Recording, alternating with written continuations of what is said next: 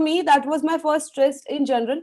But and besides that, of course, I consumed a lot of Amachitra Kathas and a lot of those books, and that's where I got my science fiction from, like those Mahabharatas and whatever, the Panchtantra comics. So that was my entry into science fiction, really from, deep Indian mythology to Matrix. So all those things together, then Alien and whatever Star movies dished out, like consumed it. The Fly, which, like, really scarred me for life. The Fly, which I saw as a kid.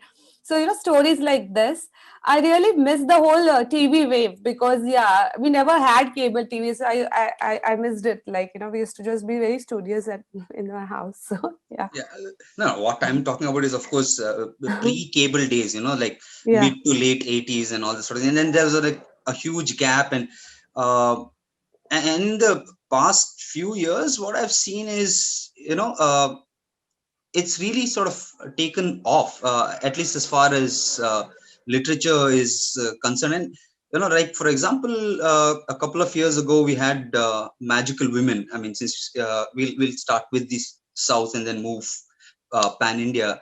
There was this lovely anthology called Magical Women, edited by Sukanya Venkatraghavan. And she's also the author of Dark Things. And it was a fabulous anthology with, and what made it extra special was that it was probably the first feminist SF anthology in the whole region, so to speak. And it was an all women author, Yeah. roster. Yeah. I mean, that was a move. And what I liked especially was the fact that, you go into a bookstore. Once upon a time, you'd find a small section, just sort of science fiction or fantasy sort of bunged in, as an apology. But if you walk in now, you have like a whole section, racks and racks of it. And then once upon a Yes. time, they would be full of just the Asimovs and Yeah. Arthur C. Clarke and Yeah. Lord Yeah. of the They really. Rings. Oh, yeah. Yeah. Yeah. We're Yeah. talking books that are published in the 50s and 60s and stuff like that. And it was Yeah. very hard to sort of come across books by Indian writers, which, Yeah. especially in this genre, which, had people like us, with people with names that, that come from the cities that we live in, or Yes. speak about the situations that, we go through, or that come from the Indian literary Yeah. tradition, so to speak. And that has really, I mean, I would call it some sort of a SFF renaissance. Yeah. I'm sure you've noticed that too. Yeah, I think, and I can speak from filmmaking point of view, like, because I've had a long struggle, like 5 to 7 years. Eventually, when I made Cargo, I ended up producing it myself, because really no producers was keen on making science fiction. And especially a big part of my struggle was around 4 years ago, when it was like, things have really changed in last 4 to 5 years, because 5 years ago, the producers would just shut the door. The mob, I mean, in fact, I have like really email from the top guys, like, we are open to making films except science fiction. So it was like anything but science fiction. It was not just that, like, let's, that they're curious about it. They were like, we know it will not work. They were so sure about it. And so from there, and now suddenly, I think with the, the changes coming, the whole wave comes from everywhere, right from literature, and now with the OTTs coming in, so now they're opening up to those ideas. So now at least, see, it's not that people are still saying, okay, we want to make your science fiction, but when I say I have a science fiction idea, they turn, or at least when they think, okay, we want to make science fiction, let's at least have a conversation with her. And I know a lot of people, see, now a lot of people also, so all kinds of content will be made. I know some content that they're making, or they're trying to, remake those Twilight series in Indian context. So those are the other things that are happening. But as of now, I'm like, everything or anything is welcome, because I've seen that stage when there was like completely, the science fiction was complete no. Especially I'm talking about north of India, because they're very conservative, and especially the earlier traditional producers are very conservative, and playing with the narratives. Mm. The OTT has given a lot of stimulus to them, like, now they're also experimenting there. So I think, yeah, and it's happening. And as you said, that like with the books coming, and I would, yeah, I think overall also the story is, I think the traditional Asimov or traditional Philip K. Dick never catered to Indian social, cultural, as you said, I cannot imagine me or anyone I know to be part of a Philip K. Dick story because the whole setup is so remote. I mean, I cannot connect it with it either at personal level, either at, social society level or cultural level. But when you have magical stories coming from India by Indian authors, you can connect to them.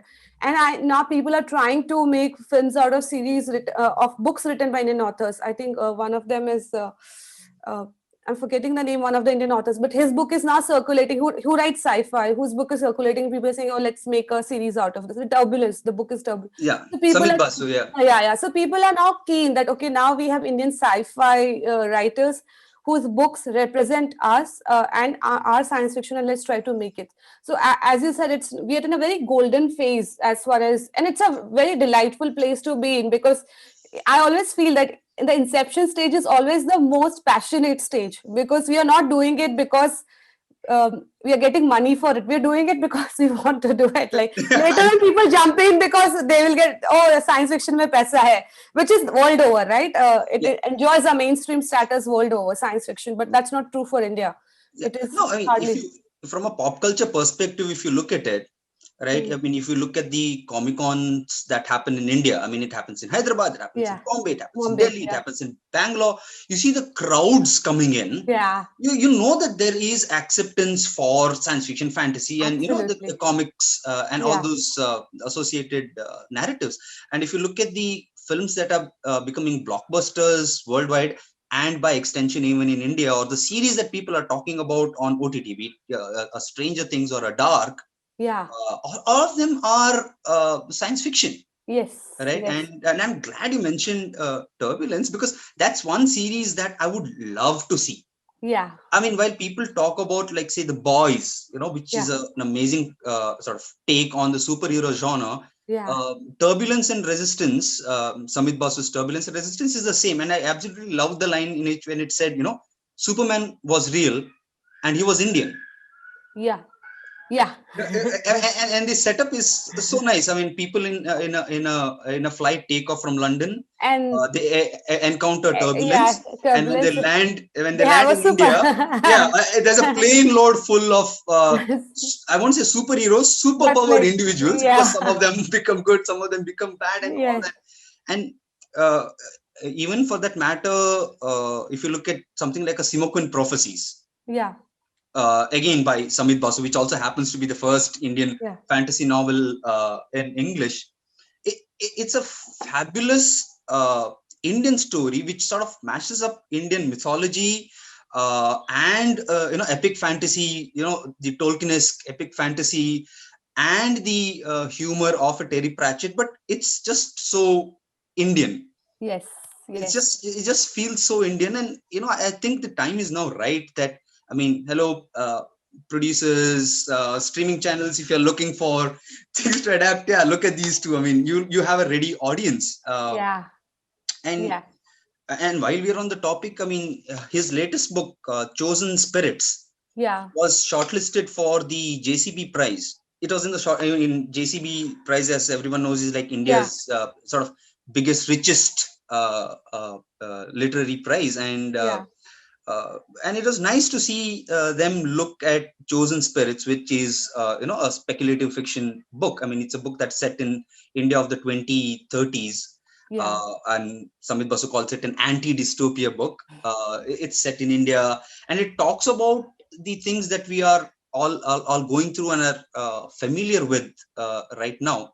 And that to me is, it is sort of, yeah, like I said, sort of a good indication of the sort of renaissance in Indian SF that's happening. yes, yes, and it will be fun to see, yeah, stories of Indian authors in science fiction because then they will have a element of originality because otherwise we shouldn't be like when we start making science fiction we shouldn't look like okay we copied this film from the Hollywood or this film from Japan or this film from China. It should look like you made something that was truly Indian. So I think it's nice that we have science fiction movement supported by great writers. So it's nice. Yeah. No, I'm glad you brought that point out. I mean, because otherwise, many time it's sometimes, you just change the names around, and it could be anywhere. But Yeah. the books like Chosen Spirits and stuff like that, they, it can't be anywhere but in India. Yeah. Yeah. Yeah.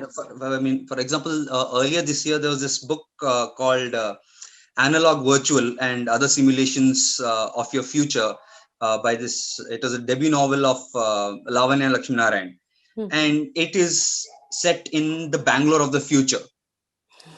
So it is nice to see, okay, I mean, we've only seen, when aliens attack, they always go for the White House, and Yes. Yes. Yes. they Yes. always go for the Golden Gate Bridge and Yeah. all of Yeah. those things, or it's Yeah. always set in New York, and yeah. But Yeah. here was a story. I mean, it's a bunch of stories, interlinked stories with recurring themes and characters, which is set in Yeah. a Bangalore of the future. Of course, Bangalore has now been renamed as Apex City, Yeah. and it's run by this corporation called the Bell Corporation, which judges everything like the classic HR method of the bell curve, right? So you have to be Nice. productive and all of those. And it was nice to see sort of Yeah. Bangalore landmarks, Yeah. mentioned, be it Minsk Square and all. And these are, practically neighborhoods, so to speak. Yeah. Yeah. Um, or for that matter, another great book which came out this year was Gautam Bhatia's The Wall. More famous as a lawyer and for writing, books like this, Transformative Constitution. And obviously, he's also a huge SFF Fan. geek. So his Mhm. debut novel came out, and very strong female character called Mithila, who's one of many thousands of people living in a enclosed city, Yeah. right, and nobody can go in or come out. The city is called Sumer. Nobody can come in or go out. And how these, and she yearns for freedom and to go beyond the walls and all. It's all also very, Indian. While, as of course, as with any classic science fiction literature, it talks about the human condition, and there is a sense of universality to all of these books, but it feels just so very Indian. And Yeah. again, I think it would make a great OTT series. I mean, Yeah. maybe you should look at that as your next Just project. partner with those guys and pitch it. Yeah.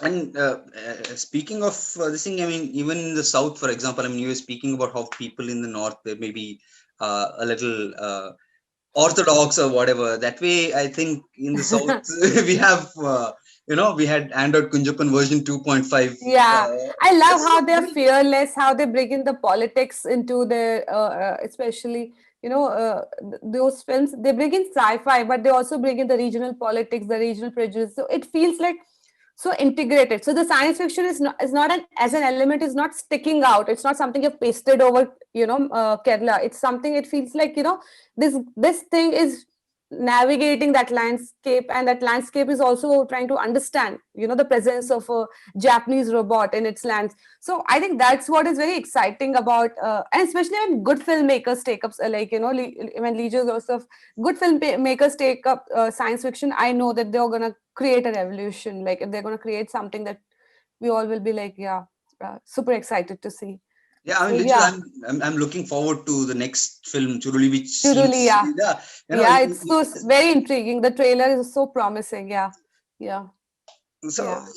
it's good days. It's good days. Yeah. So Yes, if somebody yes. said is sci-fi on a high, yes, sci-fi is on a high, fantasy is on a high in India, but I hope it hasn't peaked. No, no, it's far from peaked. I think once the door opens, there'll be no going back, because once even the filmmaker, I think also as a filmmaker, once you discover sci-fi, it's tough to go back, because it's very exciting, like science fiction. Because it's not just when you talk about science fiction, we not just talk about all those fantasy elements or all those what if kind of scenarios. We actually use science fiction to talk about here and now. It's the best tool and best device to actually investigate reality, and because what you do is you try to exaggerate the circumstances, and then you get a better view of those things. Like, so I think science fiction is such a fantastic tool even to explore real stories and real challenges that we face. Like, so I think like once filmmakers discover science fiction or writers discover science fiction, they will be, it's like, yeah, now they'll not be able to go back to vanilla stories. Like, yeah, Yeah, no, yeah. absolutely, absolutely. I mean, which is why I was quite happy to see Cargo trending at number one on Netflix. Yeah, For quite a while, and it was there in the yeah. top 10 for quite a while. Yeah, we were, yeah, for 2 weeks we were number one, and then we went on, like the third week was when we started going down. Like, and we are like, oh gosh, because I was telling, oh, we should aim for a month, and the teammates like, how do we aim for a month? I said, no, no, just mentally aim for a month, rest people will do. Like, but yeah, I mean, we didn't expect that, frankly speaking, because it's a very different kind of film. It's a very sublime also kind of film, so we were not sure. We did see, even now I personally feel that the film will receive well much better outside India for in the festival circuit, at least the kind of response we had from a lot of festival heads, and still they are all in touch. So when it You won came the here, award at the Miami Film Festival. You won the yes, prize, yes, right? we won the prize there, and even the we got very good reviews from Variety, which it's tough to get good reviews from some of the very tough reviewers. Like, they are very hard to please reviewers. They also liked our film, like a lot of people, and even the production houses from the US who saw the film in South by Southwest reached out to us and saying, "Oh, it's so exciting to see a little, science fiction like this from India," and they hadn't seen something like that. Plus, Cargo is not a typical spaceship film, and they are so used to a little different kind of one-toned spaceship film. So they found this very colorful, and so they were liking it. So I think the OTTs are great, but initially there were resistance throughout because they all were wondering whether people will like the film or not. They said it's an arty film. So I said, "Ki arty but science spaceship bhi hai." Like, so so wo bhi to hai, like, so they used to feel that. But they were surprised actually when it came out. The reception, especially genuinely, as you said, right? Like the young kids. I can't even tell you the amount of college film clubs invited me and spoke to me, right from Pilani to IIT to, like, various engineering colleges, because, and the kids, like, I mean, literally at the time I was in Zoom call with like 300 kids, and all of them like were visible, and they were so excited to discuss the film and talk about it. So then you feel that, oh my god, so see, so much is this scope, so how much more we can push. And in fact, the things that we were thinking that, oh, this is absurd, maybe people will not get it, because you also get conditioned with all the feedback that you get, right? Yeah, yeah, But people are actually liking the absurd and the leap of faith more than the more traditional stuff. So that was also very exciting for me to see that, okay, now we should not be so, we can be a little unhinged, like we can go out there, have fun, try to raise budget and do it like right now, like, so we were very excited. It was very encouraging for the team as such. yeah. And So not just as a science fiction fan or as somebody who loved Cargo. Why I loved the fact that it was a success is that it'll probably pave the way for more such films to come. Right? yes, All you need is that one or two sort of breakout films yeah, which come from here, and then it becomes easier because then the producers or the people with yeah, the checks will point to Cargo and say, hey, hame bhi, waisa film yeah, chahiye. yeah, Right? yeah, We want I a think so, that's film like true. that. We want a Yeah, film like and that. that's true, and that's what we were that's the feedback we got from people who were in the industry. They said that to make a science fiction, because it has had so many false starts as such. So if the start is right, it kind of paves way for future films. It lets other people experiment, and even the producers don't shy away. They said, it will not be a complete washout, because if it would have been a complete, like, one of those license film that comes on Netflix that comes and goes and we don't even learn that it has come, instead of that, if it trends for number one for a couple of weeks, then it's kind of a good confidence for the producers that they will probably recover the money they put into the film. So Yeah, and it has I proved, think and that's a good start. it's a very good start. Hmm. And what Cargo's done is it has proved that there is an audience for this kind of storytelling. That there is an Yeah, audience for this yes, genre, right? That people are. I mean, of yeah, course, yeah, I mean, like I said, if you look at all the movies that are becoming hits in India, they're all superhero movies, science fiction movies, and people are waiting for Nolan's next. And it's a completely science yes, fictional film. So which means that we're ready. yeah, And if we have, and I don't think there's a dearth of ideas or creators or writers in India who can deliver on that. And it was nice to see reviews of Cargo in an inverse, and variety yeah, and all. You usually don't see yes, Indian yes, yes, content reviewed in such Western publication, which is yeah, why I yeah, sort of. yeah, And the scene is very similar even in Indian publishing, unlike the West, which has speculative fiction imprints or dedicated science fiction imprints. Here, the same publisher who's publishing litfic or who's publishing history, non-fiction, children's fiction is also publishing SF novels. But Yeah. if I had to Yeah. draw a parallel to Cargo, like with Chosen Spirits becoming shortlisted, people taking notice of that, they'll probably say, okay, where's the next one coming from? And like Yeah. you mentioned, if somebody makes a good series out of a Turbulence or a Simoquin, or even Analog Virtual or Gautham Bhatia as a Wall, Yeah. it's brilliant. I mean, so much so that there's this publisher called Golans, right? It's the oldest science fiction imprint. It's a dedicated science fiction imprint of the UK. And in 2019, earlier last year, they came out with an anthology called the Golans Anthology of South Asian Science Fiction, right? Hmm. Dedicated to science fiction fantasy from the South Asian region. I mean, of course, it had only the partition 3, not so much from Sri Lanka or Nepal. But this shows that Mhm. even Western publishers or Western audiences are looking at this region and saying, hey, there's potential here. I mean, we do have readers here. At the same time, we have creators here. So, why don't we encourage that? Yes. And that book was a bestseller, so to speak, so much so that the volume 2 of the Golan's science fiction anthology has already been commissioned. Stories are out, and I think it's going to be published next year amongst many other SF books Nice. and all of that. Yeah. So that and so that way, and if No, you I agree. And I think even in the West, people are looking for Eastern narratives. They are looking for Eastern science fiction story because they've exhausted their they've exhausted their writers. And of course, there are new writers coming out in the West as well. Like there's no stopping that.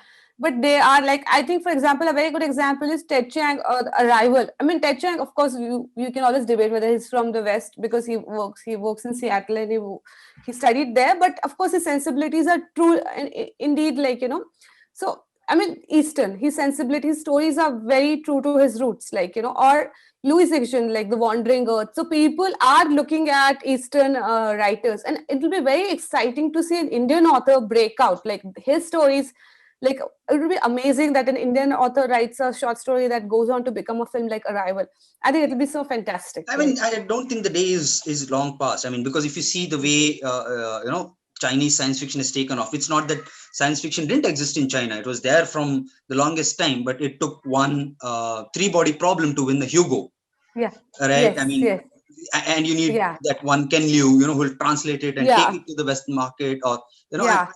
and then people are like, hey, where did this book come from? Oh, it's Yeah. Chinese. Let's see who are the other writers out there. And then and then the movie got made. The Wandering Earth movie got made. It's become a hit, and now you have so many, be it Chen Fan and all.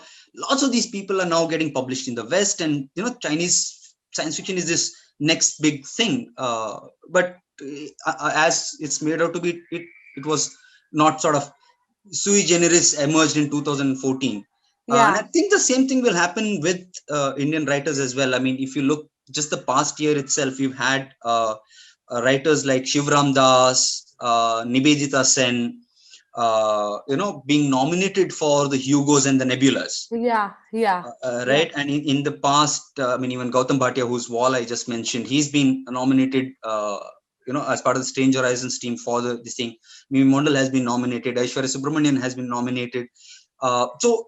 A win is, and it's accelerating. These nominations and these readerships and all are, accelerating. And I don't think it's, too far when an Indian author will win a Hugo or a Nebula, or before that, something gets made into a global OTT series or a web series. Yeah. It's just a matter of, Yes. I mean, you can feel it in the air that it's just a matter of time. It's about to happen. It's not a question Yeah.